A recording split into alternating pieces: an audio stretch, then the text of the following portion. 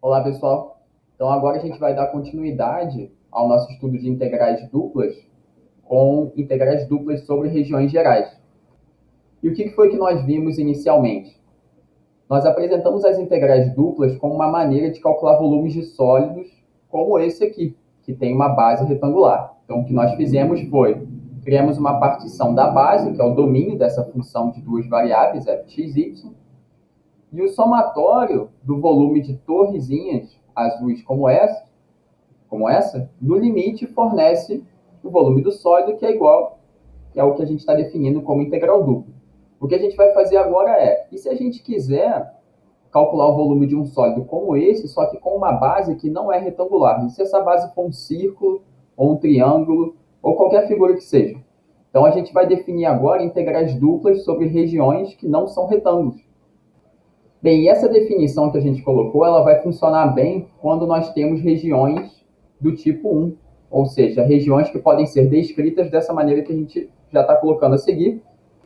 Então, a gente vai dizer que uma região ela é do tipo 1 se a gente conseguir, através de um intervalo AB e duas funções contínuas de x nesse intervalo, descrever a região D dessa maneira. Então, o que isso quer dizer, olhando para as figuras? A nossa região, como está destacado aqui, a nossa região ela se encontra na direção do intervalo AB. Então, na horizontal, a gente tem essas restrições dadas por x é igual a A e x é igual a B.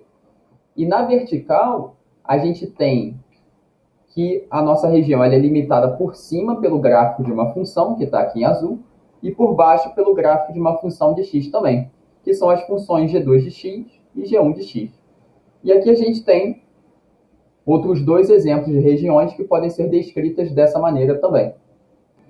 E a nossa definição de integrais duplas sobre regiões gerais vai funcionar muito bem nesse caso. No caso em que a região D se escreve dessa maneira e a função f é contínua sobre essa região D, aquela nossa definição de integrais duplas sobre regiões gerais vai conseguir ser montada, né? Vai conseguir ser calculada dessa maneira aqui. Então, a gente tem uma integral dupla nessa ordem específica de integração, que é dy dx.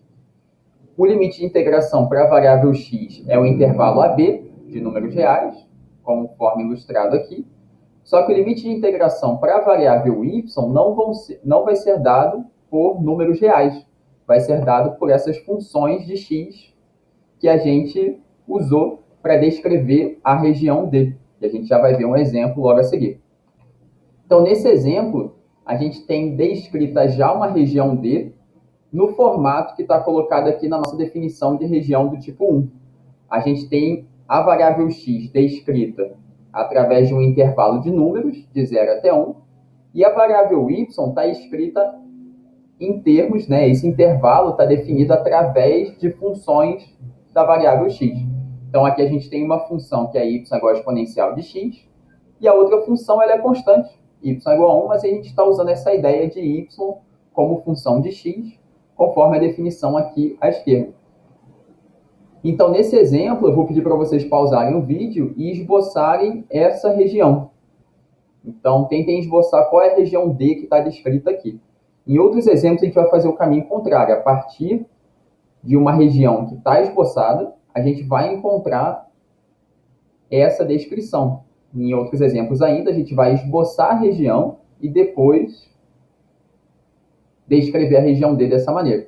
Mas vamos, nesse exemplo, tentar esboçar a região D e logo a seguir tentem montar essa integral dupla conforme o teorema, nessa ordem de integração com os limites de integração dados. Então, pausem o vídeo, que a gente já está retornando agora com o esboço dessa região.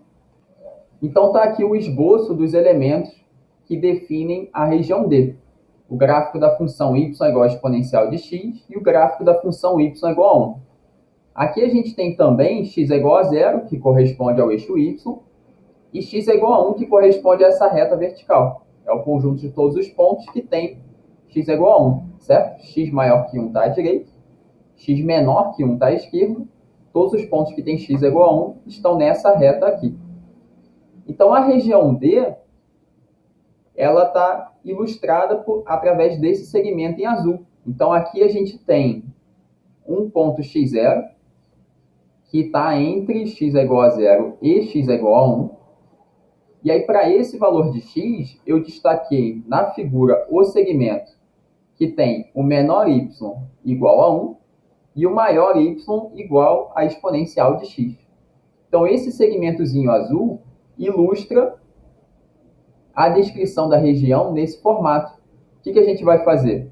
A gente vai usar esse mesmo raciocínio, repetindo essa ideia para todos os valores de x0 ali em azul, desde x0 igual a 0 até x0 igual a 1, como vocês podem ver nesse GIF a seguir. Então, o que a gente está fazendo nesse GIF?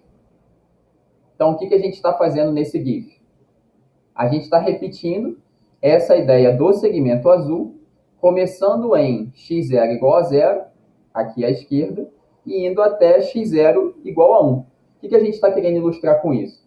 Que a nossa região D, ela consiste da união de todos esses segmentos azuis. Ou seja, a nossa região é toda essa parte vermelha aqui pintada, que é a união de todos esses segmentos azuis. Então, esse é o esboço da região D do exemplo. Então, vamos agora ver como que fica a integral dupla iterada, a integral dupla montada, de acordo com o teorema. Então, o que a gente vai fazer? A gente vai usar esse teorema aqui. Então, essa função, x sobre y, ela é contínua na nossa região D. Ela só teria um problema quando y é igual a 0, mas não é o caso na nossa região. A gente não tem y igual a 0 ali. Então, a gente pode usar esse teorema. Quando a gente tem uma região com uma descrição nesse formato, a nossa ordem de integração tem que ser essa, dy dx. Se a gente quiser descrever essa região e montar a integral dupla na ordem dx dy, a gente tem que descrever a região de uma maneira diferente.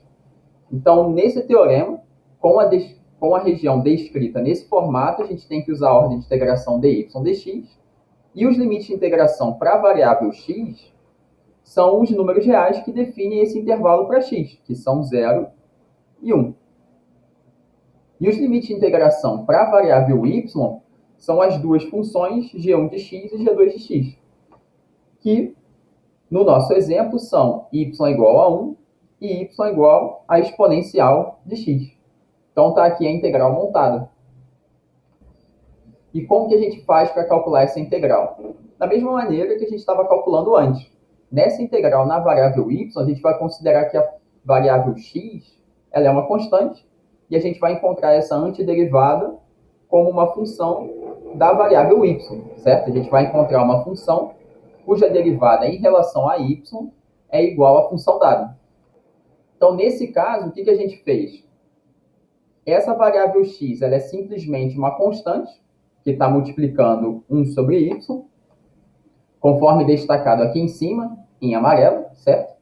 Então, a gente simplesmente repetiu essa variável x, que é uma constante, nesse momento em que a gente está integrando em relação a y, e colocou a integral da função 1 sobre y, ou seja, a função cuja derivada em relação a y é igual a 1 sobre y é o ln do módulo de y. Então, aqui, agora que a gente encontrou essa primitiva, a gente vai substituir y igual a exponencial de x e y igual a 1. E aqui a gente tem que o módulo da exponencial de x e o módulo da função 1 são iguais a elas mesmas. A gente não tem problemas aqui com módulos porque essas funções são positivas. Então, a gente pode substituir esses limites de integração e chegar nessa integral agora na variável x, que é simplesmente uma integral de uma função de uma variável, uma integral de cálculo 1.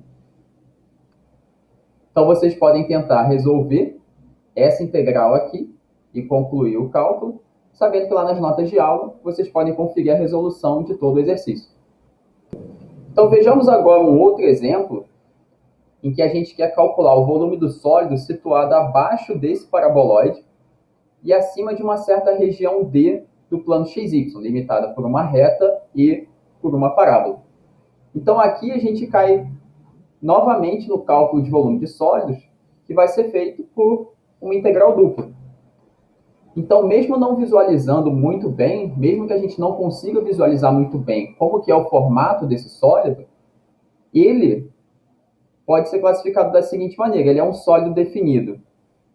Ele é um sólido situado diretamente acima de uma certa região D do plano XY e limitado superiormente pelo gráfico de uma função z igual a f de xy, como aqui em amarelo.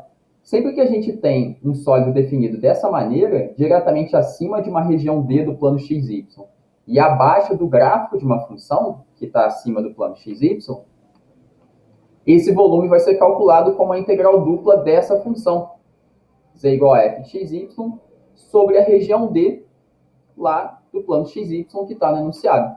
E é isso que a gente vai fazer aqui nesse exemplo.